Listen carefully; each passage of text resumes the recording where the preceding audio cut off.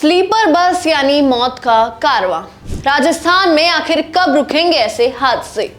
Driver नशे में, यात्रियों की मौत तो तय है। सड़कों पर दौड़ रही है मौत, आखिर जिम्मेदार कौन? राजस्थान में अब सड़कों पर सिर्फ गाड़ियां ही नहीं, मौत दौड़ रही है। एक के बाद एक स्लीपर बसें पलटती है, लोग कटते हैं, जलते हैं, मरते हैं, लेकिन ड्राइवर नशे में धुत और निजी बस कंपनियां कान में तेल डालकर सोई हुई है और शासन प्रशासन मुआवजे की चिपकाई हुई रसीद पकड़ा कर आगे बढ़ जाते हैं। नमस्कार, मैं हूं मनस्विनी आपके साथ और आप देख रहे हैं भारत अवतार। जालोर में बीती रात भीषण सड़क हादसा हुआ। यहाँ पर एक निजी कंपनी की स्लीपर बस पलट गई, वो भी ड्राइवर की लापरवाही की वजह से। इस हादसे में एक बुजुर्ग दंपति समेत 3 लोगों की मौके पर ही मौत हो गई। मौत भी इतनी भयानक कि सोचने से ही लोगों के रोंगटे खड़े हो जाए।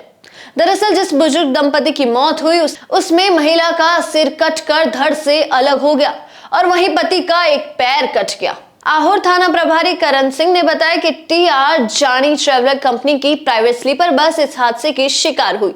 ये बस बीते रविवार शाम करीब 6 बजे संचोर से रवाना हुई थी, जो जालोर, आहोर और जयपुर से होते हुए करौली जाने वाली थी। ये हादसा NH 325 पर हुआ।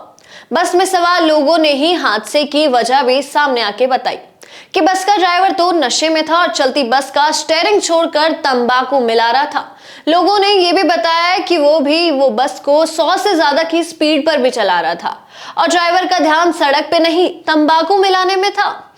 यात्रियों ने कहा कि रात को वह बस में सो रहे थे, तभी नीम के पेड़ से बस टकराई और पलट गई। सो रहे लोग सीटों से उछलकर एक दूसरे पर गिरने लगे और कई यात्री तो अंदर ही फंस गए।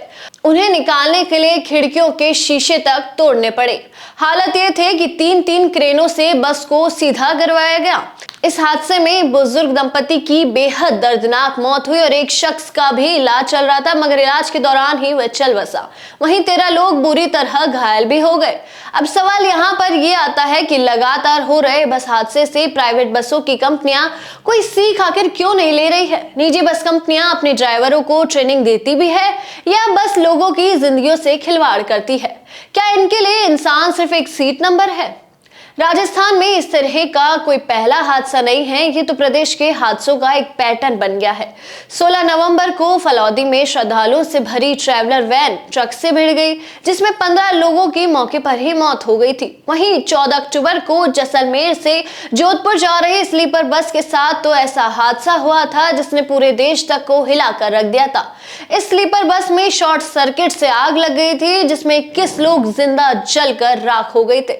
वहीं 15 गंभीर रूप से घायल भी थे। इसके बाद प्रदेश सरकार ने निजी बसों पर तो बैन लगा दिया था। फिर क्या? फिर 2 महीने बाद फिर से सब चालू। इन हादसों के बाद अब ऐसा लग रहा है कि कुछ भी बदला नहीं है। बड़ा सवाल यह है कि आखिर ये मौत कब रुकेगी? कब तक ड्राइवर नशे में लोगों को मारते रहेंगे और कब तक निजी कंपनियां पैसों के लालच में सुरक्षा को दफनाती रहेंगी? क्या लोगों की जान इतनी सस्ती है?